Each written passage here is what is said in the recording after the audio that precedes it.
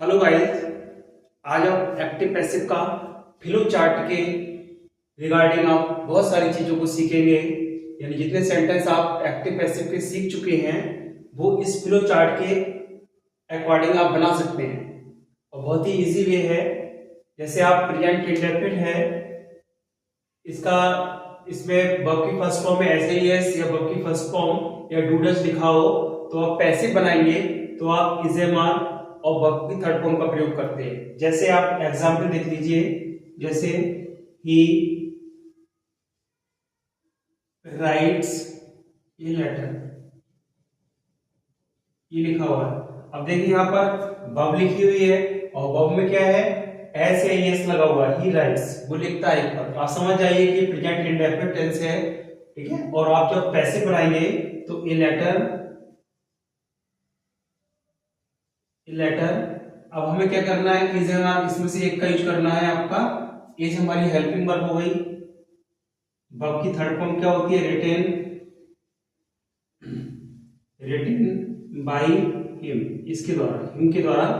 तो इसके आप अकॉर्डिंग चल सकते हैं। ऐसे ही हमारा प्रेजेंट कंटीन्यूअस होता है, इसमें is am are was verb, is am are sorry verb की फर्स्ट फॉर्म में आईएनजी दिया होगा, लेकिन आप इज एम आर लिखकर आप कोई भी कंटीन्यूअस से आप बीइंग का प्रयोग करोगे। देखो इसमें प्रेजेंट कंटीन्यूअस में बीइंग का प्रयोग किया है, प्रेजेंट का। यही पास्ट हमारा कंटीन्यूअस का है, तब भी हमने बीइंग का प्रयोग किया है, ठीक है।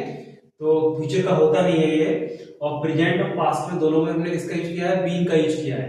इसी तरीके से आप परफेक्ट टेंस, जो प्रेजेंट परफेक्ट टेंस है, यानी उसमें हैज या हैव वर्ब की थर्ड फॉर्म होती है, ठीक है। तो आप हैज के बाद बीन का प्रयोग करेंगे, हैज के बाद। यही परफेक्ट में देखिए, यही प्रेजेंट परफेक्ट में होता है, और यही हमारा पास्ट परफेक्ट में होता है, और यही हमारा फ्यूचर परफेक्ट में होता है। तीनों में हमें बीन का प्रयोग बढ़ाना है, उसके बाद थर्ड फॉर्म लगानी है, ठीक है।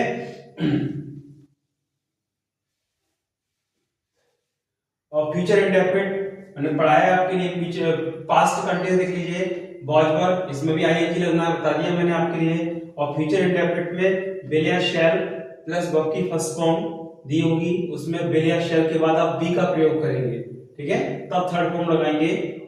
इसी तरीके से फ्यूचर परफेक्ट में भी ये होता है, केवल हैज हैव विल या शैल हैव दिया हुआ आपके लिए, आपको बीन का प्रयोग बढ़ाना है, उसके बाद थर्ड फॉर्म लगानी है।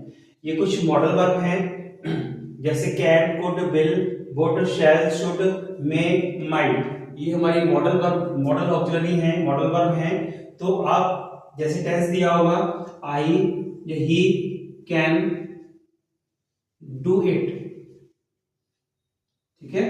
तो ही कैन डू इट, वो इससे कर सकता है। तो यहाँ पर कैन दी है, कैन हमारी यहाँ की मॉडल वर्ब। तो हमें क्या करना है, इसके बाद हमें बी का प्रयोग करके तब हमको थर्ड फॉर्म लगानी है, ये याद रखना है।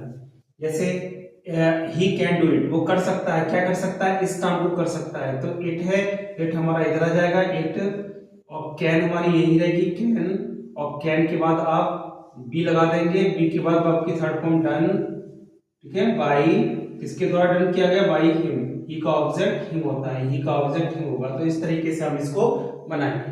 ऐसा नहीं है कि आप जैसे नरेशन में कैन का कुड कर देते हैं और बिल का वुड कर देते हैं, तो इस तरह से नहीं करना है आपके लिए, ठीक है।